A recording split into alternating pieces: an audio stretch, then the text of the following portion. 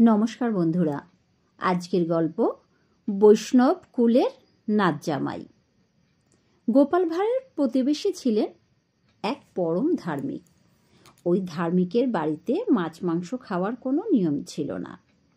ওই বৃদ্ধ ধার্মিক ব্যক্তি কিছুদিন আগে আলমগঞ্জে আর এক ধার্মিক পরিবারে তার নাতনির বিবাহ দেন। উভয় পরিবারই বৈষ্ণব ধর্মে দীক্ষিত ছিলেন। বৃদ্ধের সংসারে আপনজন বলতে তার ছিলই নাতনি। অনেক দিন নাতনির আর নাত জামাইয়ের কোনো খবর পাননি। তাছাড়া তিনি বৃদ্ধ হয়েছেন, তার পক্ষে আলমগঞ্জে যাওয়া সম্ভব নয়। গোপাল রাজা কৃষ্ণচন্দ্রের কাজে প্রায়ই আলমগঞ্জ যেত।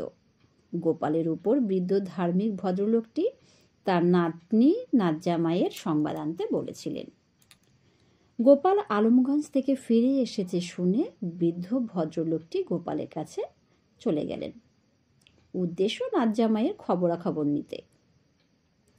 বাবা গোপাল, আমার নাত জামাইয়ের সঙ্গে তোমার দেখা হয়েছিল তো? হ্যাঁ। আপনার আদেশ কি আমি অমান্য করতে পারি? তোমায় খাতির যত্ন করেছে তো? তা করেছে বই কি, অত বড় বৈষ্ণব কুলের ছেলে, যাকে বলে হীরের টুকরো, খুবই ভালো। তবে তবে কি বলো গোপাল? তবে মাঝে মাঝে টিয়ে খায়। তার মানে এই মাঝে মাঝে পেঁয়াজ রসুন খায়। এ কি, আপনি উত্তেজিত হচ্ছেন কেন? শুনুন, মাঝে মাঝে খায় আর কি। শুধু কি তাই? যেদিন মাংস টাংস খায় সেদিন খায়। তুমি কি বলছো গোপাল? রোজ কি খায়? যেদিন মাংস টাংস খায় আর যেদিন একটু মদ টদ খায়, এই আর কি। না না না, রাগ করছেন কেন?